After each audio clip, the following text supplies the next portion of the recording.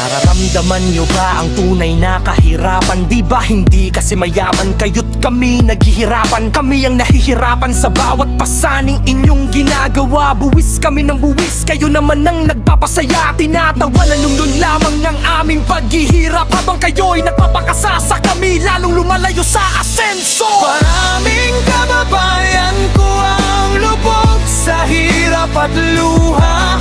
Ang aming dalangin ay sana inyong dinggin at pakinggan. Mga sigaw ng taong nasa laylayan, huwag niyong itakip ang tenga. Bakit ba talamak na ang korupsyon sa ating bayan? Hindi niyo pa ba naririnig ang aming sigaw at daig? Ang bansa nating masaya noong ngayon ay lumulungkot na. Wala nang sigla, puno na lamang ng hirap at paghihirap. Buwis kami ng buwis, kayo ang nagpapasya. Bakit ganyan? Dati-rati, masaya ang bansa, puno ng pag-asa, ngayon ay nagbago na. Puno na ng luha at pangamba, wala ng dangal na dumadaloy sa bawat sulok ng bayan.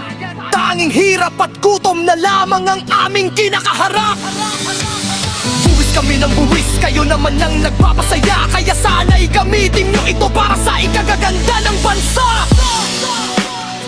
Yo, makinig kayo, ito ang katotohanan naming ibinubulong. Sa bawat pisong kinukuha nyo, kami ang talagang nalulugmok. Dapat para sa bayan, pero napupunta sa inyong bulsa. Kalsada, tulay, serbisyo, lahat na lang ay napapabayaan pa.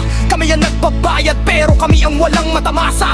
Kayo ang namumuno, pero kayo rin ang nagpapahirap sa madla. Hanggang kailan kami magtitiis at maghihintay ng pagbabago? Hanggang kailan tatakpan ng mata sa kawalang katarungan dito? Ang daing ng mahihirap, sana ay inyong dinggina. Dahil ang Pilipinas ay atin, hindi lamang sa inyo. Maraming kababayan ko ang lubog sa hirap at luha. Ang aming dalangin ay sana inyong dinggin at pakinggan. Mga sigaw ng taong nasa laylayan, huwag niyong itakip ang tenga. Bakit ba talamak na ang korupsyon sa ating bayan? Hindi niyo pa ba naririnig ang aming sigaw at daig? Ang bansa nating masaya noon ngayon ay lumulungkot na. Wala nang sigla, puno na lamang ng hirap at paghihirap. Buwis kami ng buwis, kayo ang nagpapasya. Bakit ganyan? Sa bawat pangakong binitiwan, tila bahangin na lamang walang natutupad. Kaming mahihirap ang lalong nasasaktan. Inaasahan namin ang tulong, ngunit laging kulang-kulang. Samantalang kayo'y payapa, kami laging nasa kagipitan. Kahit kaunting serbisyo, hirap pa naming makamit. Habang inyong kinabubusugan, kami ay lalong naghihikahik. Huwag niyong isipin na kami mananatiling tahimik. Darating ng araw, ang katotohanan ay lalabas din. Ang bawat luha at pawis na aming ibinuhos ay magiging lakas upang baguhin ang takbo ng ating bayan. Hindi na kami magtitiis sa ganitong kalagayan hanggat hindi naririnig ang aming inihiling na katarungan. Maraming kababayan ko ang lubog sa hirap at luha. Ang aming dalangin ay sana inyong dinggin at pakinggan. Mga sigaw ng taong nasa laylayan, huwag niyong itakip ang tenga. Bakit ba talamak na ang korupsyon sa ating bayan? Hindi niyo pa ba naririnig ang aming sigaw at daig?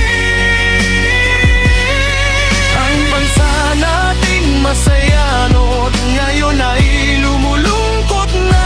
Wala nang sigla, puno na lamang ng hirap at paghihirap. Buwis kami ng buwis, kayo ang nagpapasya. Bakit ganyan? Ito ang aming sigaw, ito ang aming daing. Pakinggan niyo po kami, baguhin na ang takbo ng bayan.